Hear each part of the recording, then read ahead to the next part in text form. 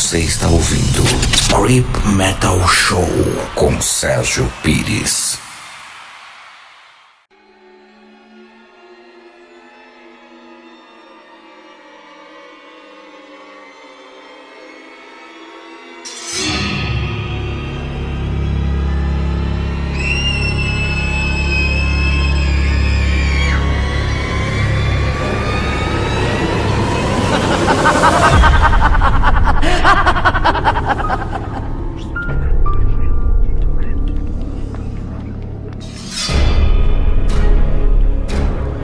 Sussurros da Cripta.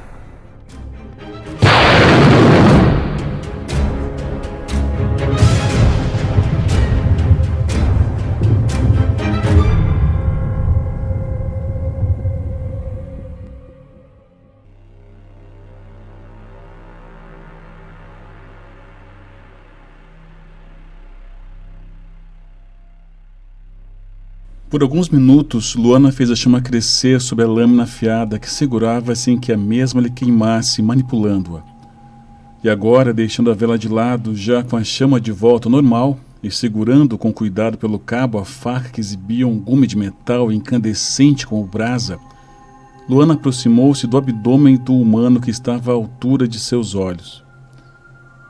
Embora o homem tentasse em vão se retrair, pendurado pelas cordas, a moça começou a usar a lâmina quente para escrever, até que os berros de Ivan a incomodaram e ela se dirigiu séria ao ferino espectador, que havia se recostado à parede ao lado para assistir, e lhe sorria enquanto olhava tudo, inspecionando de perto com visível satisfação. Pode amordaçá-lo de novo? Estou cheia desse escândalo, mesmo com este som ligado. Mas que satisfação! Me surpreendes, Luana. Faça o que mandei, agora. Ela estava compenetrada e tensa demais para ouvir elogios. Irritada, nem encarava o cúmplice. Solfieri podia notar que a garota ofegava de leve. Percebia com nitidez sobrenatural seus batimentos cardíacos em descompasso e a grande tensão em seus pensamentos. Na verdade, em cada veia de seu corpo. Ele via ainda a faca trêmula em sua mão. De fato, ela não estava para conversas amigáveis naquele momento. Não te atrevas a me insultar, ou posso esquecer-me de respeitar nosso pacto. Solfieri falou ao ouvido de Luana com a voz nítida e gélida, apesar de quase um sussurro. Por ora, ele ficou carrancudo, mas resolveu ignorar o modo um tanto imperativo, quiçá autoritário, como ela pareceu se dirigir repentinamente a ele, sem fazer-lhe nada em represália por ora.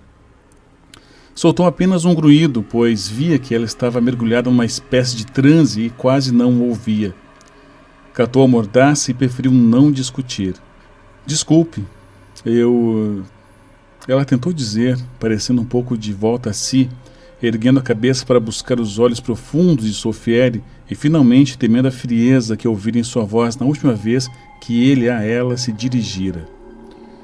Ele olhou inexpressivamente, colocando seu gélido indicador sobre os lábios quentes dela em seguida em seu próprio lábio, indicando que ela silenciasse. Em seguida fez o que ela lhe pedira e devolveu a mordaça, apertando-a com força e raiva ao redor do maxilar fraturado do humano, que soltou um guincho. E no instante próximo apontou para a faca na mão da garota, ainda com frieza na voz. Esta lâmina já está fria, Luana. Mais uma vez, a voz dele era fria como gelo, mas a moça não demonstrou receio e apenas arregalou os olhos para o objeto cortante, voltando a atenção para o mesmo. Suspirando, voltou a tomar a vela numa das mãos e fazer com que o fogo aumentasse para esquentar a lâmina. Porém, antes notou que o amordaçado parecia soltar um riso sufocado entre gemidos. Ele percebia o que ocorrera? Aparentemente, mesmo em seu estado lastimável, tentava fazer chacota da situação de quase conflito entre o par de cúmplices. Luana então levantou os olhos para encarar os de Ivan. Novamente ela estava sem expressão ou emoção alguma, mas viu nitidamente que o olhar dele de fato mantinha certo contentamento debochado a respeito de sua dor. Ela então levou a chama alterada até o seu maxilar fraturado. Deixou ali até que bolhas se formassem sobre o queixo e no pescoço, tomando cuidado para não atingir o pano da mordaça. Então, Não demorou para que o riso abafado do moribundo se tornasse em grunhidos e guinchos sofridos, enquanto a moça morena ainda observava com a face inexpressiva, apesar das veias que lhe ferviam pelo fogo de sua ira latente. Ivan guinchava feito um porco ferido, quando Sofieri interveio. Ele explicou que deveria cessar aquilo se não quisesse dar ao humano uma morte rápida demais. Ele lhe advertiu que ela mantivesse o sangue frio. Ela retrucou que quem possuía sangue gelado ali seria apenas ele mesmo. Os dois se olharam e sorriram brevemente, tal qual compartilhasse uma piada secreta. A garota então controlou o fervente líquido de suas veias após a descontração. Em seguida voltou a chama da vela que segurava com força em uma mão para a lâmina da faca ainda na outra, segura com mais firmeza agora. Se concentrava em aumentar mais uma vez a chama e ao fazer a lâmina encandecer, soltou a vela de súbito e antes de ambos os homens esboçarem qualquer reação, já enterrava a faca avermelhada e fervente no abdômen do humano, retomando o intento de escrever algo que planejara desde que adentrara aquele porão, com aquela ideia louca de torturar aquele desgraçado, que lhe fora entregue como presente por Sofieri para que se vingasse. Fizera semanas atrás um arriscado ritual para evocar aquele vampiro e aceitara que ele penetrasse sua mente e visse que Ivan havia feito, uma vez que seria para ela menos doloroso que tivesse que contar porque desejava que ele sequestrasse o humano.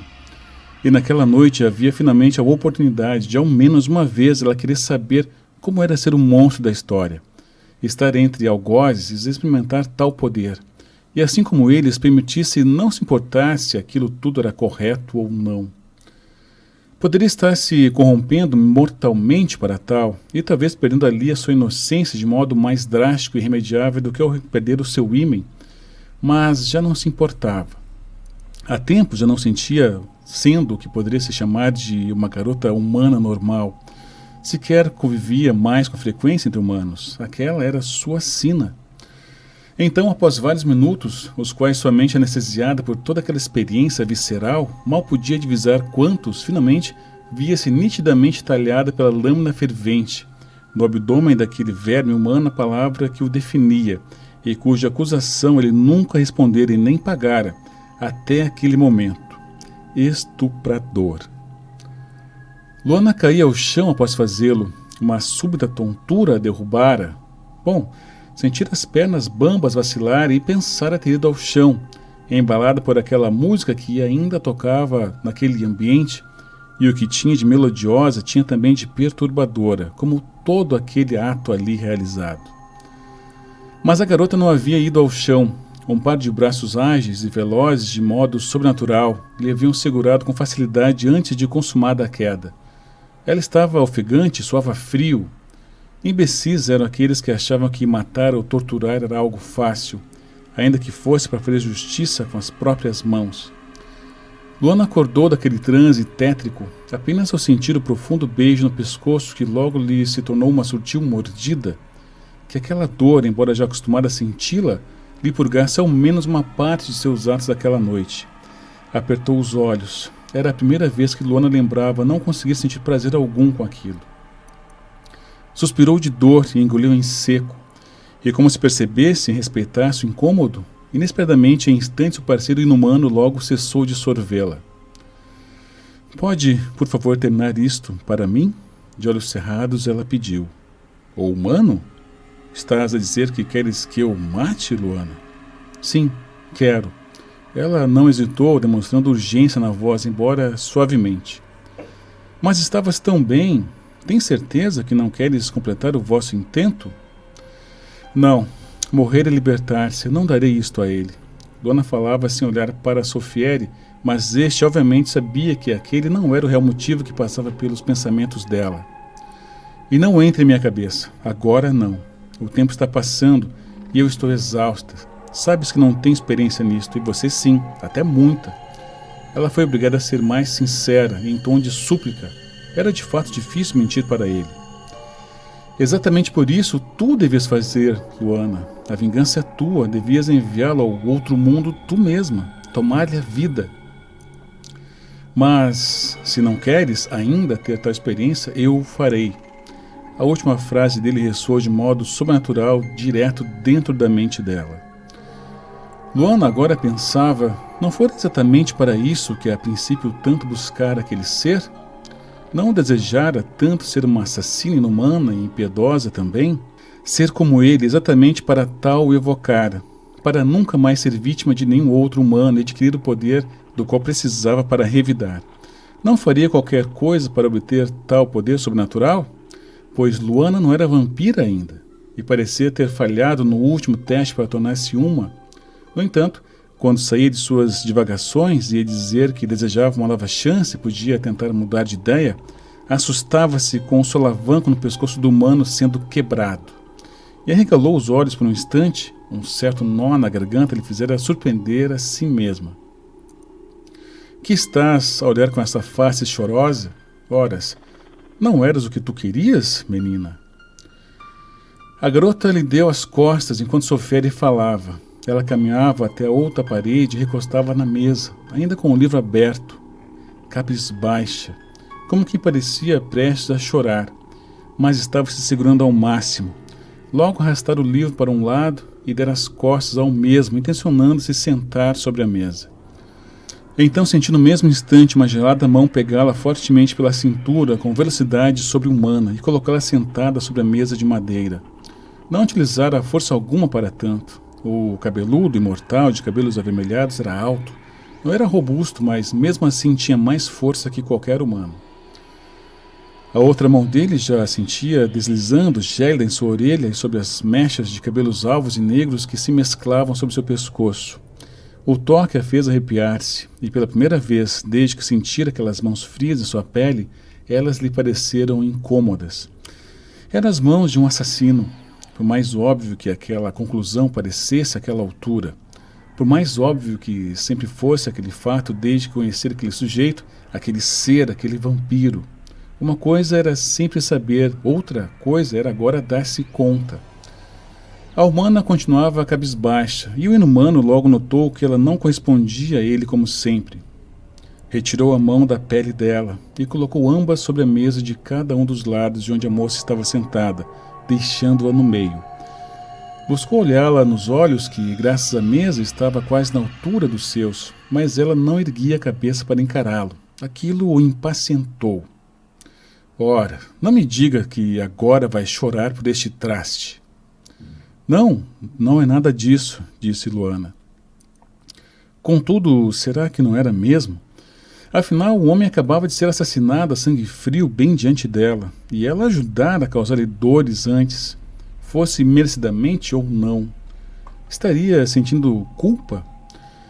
O recém-falecido certamente não merecia lamentos seus. Então ela finalmente erguia a cabeça para encarar o cabeludo pálido e suspirava contrafeita e confusa.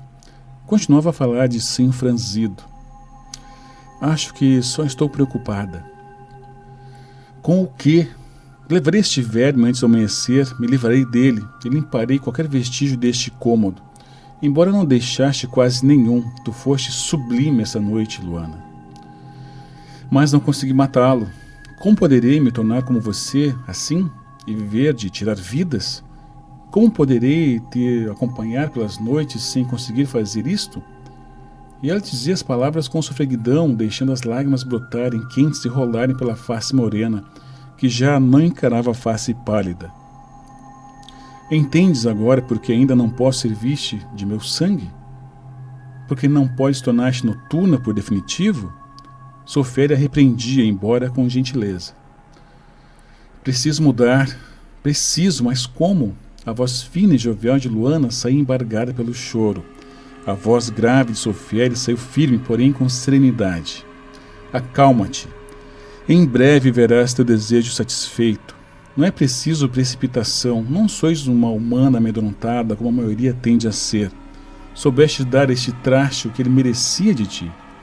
Lavaste com sangue a tua honra, tomando dele a vida ou não. Ela encarou-o e lhe sorriu por um breve instante, com os olhos ainda lacrimosos, e no segundo seguinte o abraçava, procurando abrigo entre aqueles braços frios, afundando o rosto quente e pálido no tecido da camisa negra que cobriu o tórax alvo e gelado. ao qual ela apenas havia alcançado com facilidade por estar sentada ali. Otávio já sabia que naquele peito frio havia um coração que não batia, mas não lhe importava tal detalhe. Já o preferia a um coração humano pulsante.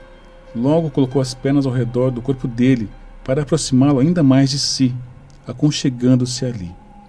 Minutos depois se desvencilhou do abraço e o encarou sem nada dizer, pois sabia não precisar de palavras para o que tinha em mente. Apenas olhou fixamente nos olhos e suspirou enquanto levava lentamente as mãos até os cabelos bicolores e por detrás da cabeça o juntou com ambas as mãos, deixando o pescoço totalmente livre de ambos os lados, deixando à mostra as marcas das feridas que ali já trazia. Luana ainda encarava Sofieri insistentemente, ainda segurando os cabelos com uma das mãos. Sabia que, mesmo aparentemente saciado, ele não lhe recusaria o chamado. O coração dela palpitante no peito fervia ainda mais o sangue, involuntariamente, como devia ser. As mãos pareciam tremer de leve, a despeito do olhar obstinado. Ele surpreendeu-se com a ousadia dela, mas não precisou de nada mais. Encarou-a de volta com a ferocidade sobrenatural costumeira no olhar. Envolveu o pequeno corpo e cravou-lhe as presas no pescoço, arrancando os lábios femininos um gemido abafado, que desta vez expressava deleite. Ela cerrou os olhos com suavidade. Dor, satisfação, os arrepios de ambas as sensações invadiam intensamente o corpo de Luana.